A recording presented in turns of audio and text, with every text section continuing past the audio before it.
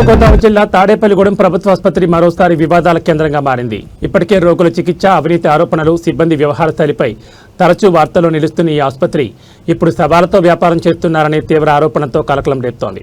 కూటమి ప్రభుత్వం ఏర్పడిన తర్వాత ప్రభుత్వ ఆసుపత్రుల ప్రక్షాళన కోసం ఇక్కడి ప్రజాప్రతినిధి, ఆసుపత్రి ఉన్నతాధికారి పలు చర్యలు తీసుకుంటున్నప్పటికీ కొంతమంది స్వార్థపరులు, అవినీతిపరుల వ్యవహారాల వల్ల ప్రభుత్వ ఆసుపత్రి ప్రతిష్ట మసకబారుతుందనే విమర్శలు తీవ్రంగా వినిపిస్తున్నాయి. ముఖ్యంగా పోస్టుమార్టం ప్రక్రియ పేరుతో బాధిత కుటుంబాల నుంచి భారీగా డబ్బులు వసూలు చేస్తున్నారనే ఆరోపణలు ఇప్పుడు సంచలనంగా మారాయి. సాధారణంగా ప్రభుత్వ ఆసుపత్రిలో ఉచితంగా జరగాల్సిన పోస్టుమార్టం కోసం దాదాపు 5 నుంచి 10,000 రూపాయలకు పైగా ఖర్చు అవుతోందని బాధిత కుటుంబాలు వాపోతున్నాయి. శవాన్ని త్వరగా అప్పగించాలంటే డబ్బులు తప్పనిసరిగా ఇవ్వాల్సిందేనని ప్రభుత్వ ఆసుపత్రిలో పోస్టుమార్టం నిర్వహిస్తున్న పి దుర్గారావు డిమాండ్ చేస్తున్నాడనే ఆరోపణలు వినిపిస్తున్నాయి. ఈ వ్యవహారంలో ఇప్పటికే దుర్గారావును పోస్టుమార్టం విధుల నుంచి తప్పించి తీరు మార్చుకోవాలని ప్రభుత్వ ఆసుపత్రి ఉన్నతాధికారి సర్క్యులర్ ఇస్తూ చివరి అవకాశం ఇచ్చినట్లుగా తెలుస్తోంది. అయినా సదరు పోస్టుమార్టం అసిస్టెంట్ దుర్గారావు తీరులో మార్పు రాలేదని తెలుస్తోంది. ఇదిలా ఉంటే ప్రభుత్వ ఆసుపత్రి వద్ద ప్రైవేట్ అంబులెన్స్ వ్యవస్థ కూడా పూర్తిగా సిండికేటెడ్గా మారిపోయిందనే విమర్శలు వినిపిస్తున్నాయి. బయట నుంచి వచ్చే ఇతర ప్రైవేట్ అంబులెన్స్లకు అవకాశం ఇవ్వకుండా స్థానిక అంబులెన్స్ నిర్వాహకులు ఒక రింగ్ ఏర్పడి సీరియల్ పేరుతో వేలకు వేలు వసూలు చేస్తున్నారని ఆరోపణలు వెలుగులోకి వచ్చాయి. ప్రభుత్వ ఆసుపత్రి పరిసరాల్లో బయట ప్రైవేట్ అంబులెన్స్లు ఉండకూడదనే నిబంధనలు ఉన్నప్పటికీ అక్కడే తిష్ట వేసుకుని స్థానిక అంబులెన్స్ సిబ్బంది లాబింగ్ చేస్తూ బాధితులను ఒత్తిడికి గురి చేస్తున్నారనే విమర్శలు తీవ్రంగా వినిపిస్తున్నాయి. నిన్న తమిళనాడు చెందిన ఓ వ్యక్తి ప్రమాదంలో మృతి చెందగా మృతదేహాన్ని స్వగ్రామాన్ని తరలించేందుకు వచ్చిన బంధువులను ప్రైవేట్ అంబులెన్స్ నిర్వాహకులు భయభ్రాంతులు గురి చేసిన ఘటన ఈ వ్యవహారాన్ని బయటపెట్టింది. సాధారణ కిరాయి కంటే 3 రెట్లు అధికంగా డబ్బులు డిమాండ్ చేయడంతో బాధిత కుటుంబ సభ్యులు ఆందోళన వ్యక్తం చేసినట్టు సమాచారం. అంతేకాకుండా మీరు వేరే అంబులెన్స్ ద్వారా మృతదేహాన్ని తీసుకెళ్తే ఇక్కడి అంబులెన్స్ యూనియన్కు 15,000 రూపాయలు ఇవ్వాల్సిందే అంటూ డిమాండ్ చేశారంటూ బాధితులు ఆరోపిస్తున్న ఆడియో ప్రస్తుతం రచ్చా మీడియాకు మీకు ప్రజెంట్ చేస్తోంది. ప్రభుత్వ ఆసుపత్రి వద్ద జరుగుతున్న ఈ దందాపై ప్రజల్లో తీవ్ర ఆగ్రహం వ్యక్తమవుతోంది. ప్రాణాలతో ఉన్న రోగుల విషయంలోనే కాకుండా మృతదేహాల విషయంలో కూడా డబ్బుల దందా నడుస్తుందనే ఆరోపణలు స్థానికంగా పెద్ద చర్చకు దారితీస్తున్నాయి. ఈ వ్యవహారంపై ప్రజాప్రతినిధులు, ఉన్నతాధికారులు స్పందించి పూర్తి స్థాయి విచారణ చేపట్టి బాధ్యులపై కఠిన చర్యలు తీసుకోవాలని ప్రజలు డిమాండ్ చేస్తున్నారు. ఇక ఇదే విషయంపై పూర్తి సమాచారాన్ని మా ప్రతినిధి శివప్రసాద్ అందిస్తారు. హలో, నమస్తే, వెల్కమ్ టు రచ్చ మీడియా. నేను మీ శివప్రసాద్. మనం ఇప్పుడు పశ్చిమ గోదావరి జిల్లా తాడేపల్లిగూడెంలో ఉన్నాం. తాడేపల్లిగూడెం ప్రభుత్వ ఆసుపత్రి ఎప్పటికప్పుడు వార్తల్లో నిలుస్తుందనే చెప్పాలి. కూటమి ప్రభుత్వం ఏర్పడిన ఈ 2 సంవత్సరాల కాలంలో తాడేపల్లిగూడెం ప్రభుత్వ ఆసుపత్రి పైన ప్రత్యేక దృష్టి సారించి ఆసుపత్రి అభివృద్ధి చేస్తూనే ఉన్నారు. అయితే కొంతమంది చేసే కక్కుర్తి పనులు, చిల్లర పనుల వల్ల తాడేపల్లిగూడెం ప్రభుత్వ ఆసుపత్రి ప్రతిష్ట దిగజారుతుందనే విమర్శలు సైతం వినిపిస్తున్నాయి. శవాలపైన వ్యాపారం చేస్తూ ఇక్కడ కొంతమంది చిల్లర పనులు చేయడం ప్రభుత్వ ఆసుపత్రి ప్రతిష్ట దిగజారడానికి కారణమవుతోంది. తాడేపల్లిగూడెంలో నిన్న 2 రోజుల క్రితం జరుగుతున్న సంఘటనలను గమనిస్తే, నిన్న మొన్న జరిగిన సంఘటనలు గమనిస్తే తమిళనాడుకు చెందిన ఒక వ్యక్తి ఇక్కడ ప్రమాదంలో మరణించడం, అతనికి పిఎం జరగడం కూడా జరిగింది. అయితే పిఎం సమయంలో అతని ఆ బంధువుల వద్ద నుంచి భారీ మొత్తంలో డబ్బులు డిమాండ్ చేసి వసూలు చేసిన ఘటన ఒక ఎత్తు అయితే, అక్కడి నుంచి మృతదేహాన్ని దాదాపు 620 కిలోమీటర్లలో ఉన్న వారి ఊరికి చేర్చడానికి ఇక్కడ అంబులెన్స్ నిర్వాహకులు ఎవరైతే ఉన్నారో 80,000 రూపాయలు డిమాండ్ చేయడం ఇప్పుడు వార్తల్లో నిలిచింది.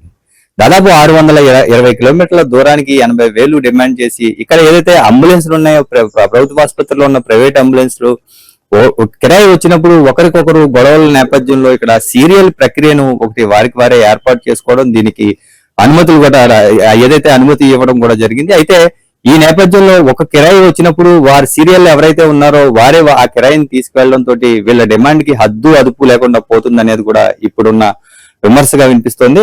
అయితే దాదాపుగా ఒక పూటకు పైగా, దాదాపు 12 గంటలకు పైగా మృతదేహాన్ని ఇక్కడ నుంచి తీసుకెళ్లే పరిస్థితి లేక బంధువులు విజయవాడ నుంచి వాళ్ళకి తెలిసిన వారి ద్వారా అంబులెన్స్ తెప్పించుకుని 28,000 రూపాయల కిరాయికి ఇక్కడి నుంచి ఆ మృతదేహాన్ని తీసుకెళ్లడం జరిగింది. విజయవాడ నుంచి ఇక్కడికి వచ్చి 150 కిలోమీటర్ల దూరం ఇక్కడికి వచ్చి అంబులెన్స్ తీసుకెళ్లిందంటే అంతకు మించి తక్కువే ఉండాల్సింది. దాదాపుగా 3 రెట్లు ఎక్కువ ఇక్కడ కిరాయి అడిగారు అనేది వారు బంధువులే సైతం ఆరోపించారు.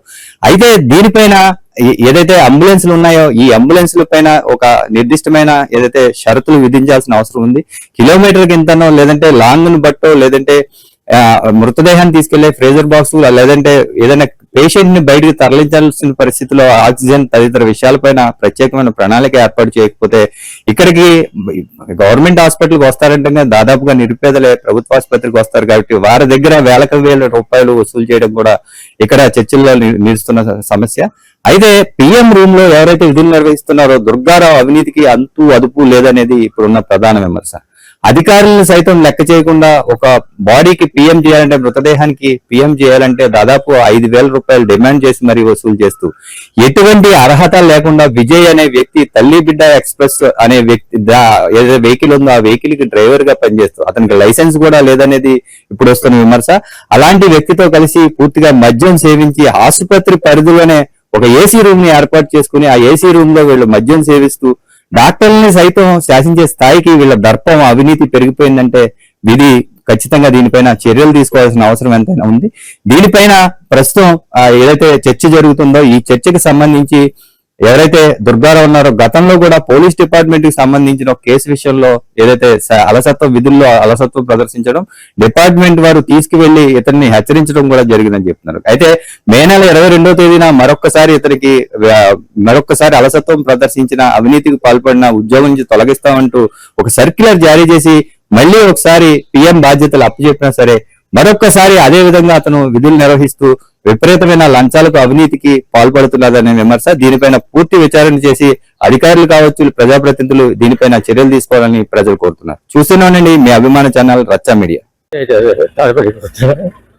அந்த பாடியத்தை வந்து இங்க வந்து 7 நாள் வந்து நீ வந்து இந்த ஆம்புலன்ஸ் எடுத்துட்டு வந்து வண்டி விட மாட்டேன், ரொம்ப தவறாக பண்றாங்க. ஒரு முடிவு சார், உங்க யூனியன் இருக்குன்றாங்க. ஆம்புலன்ஸ் வெளியே ஆம்புலன்ஸ் வந்து ஏற்ற விட மாட்டேன்றாங்க. லோக்கல் ஆம்புலன்ஸ் 80,000 கேட்கறாங்க. இந்த லோக்கல் ஆம்புலன்ஸ் 80,000 வெளியே ஆம்புலன்ஸ் நாங்கள் அரேஞ்ச் பண்ணா, வெளியே ஆம்புலன்ஸ் வந்து அரேஞ்ச் பண்ணா எங்களுக்கு வந்து இந்த லோக்கல் ஆம்புலன்ஸ் யூனியனுக்கு 15,000 கட்டிட்டு உங்க பாடியை எடுத்துட்டு போகணும்னு சொல்றாங்க. அதனால ரொம்ப மனசு என்னன்னு சரி ஹெல்ப் பண்ணலாம். என் பேர் Karthik. My self is Karthik. My brother is tight இன் ஆந்திர பிரதேஷ் பள்ளி தாடப்பள்ளிக்கூடம். Today they did postmortem, but we are arranged some vehicle from here to Tamil Nadu, Vellore, around 700 kilometers.